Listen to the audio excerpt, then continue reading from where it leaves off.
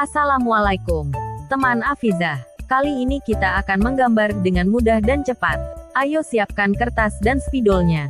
Tonton video ini. Saya jamin pasti kamu bisa. Pertama, buat garis melengkung. Buat 2 garis menurun. Buat garis horizontal. Buat 2 garis bergelombang. Untuk pola kentang goreng, bisa dibuat dengan membuat garis vertikal yang di bagian atas ditutup dengan pola belah ketupat.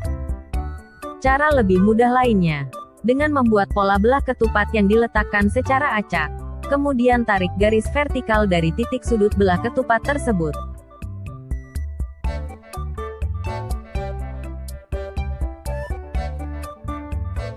Terakhir, beri 4 pola hati untuk hiasan. Gambar sudah jadi, saatnya mewarnai. Merah, biru, kuning tua, kuning, krem. Ini hasil menggambar dan mewarnaiku. Bagaimana hasil gambarmu? Buat pecinta channel Afizah DIY, jangan lupa like, share dan subscribe channel Afizah DIY. Sampai jumpa di video lainnya. Bye-bye.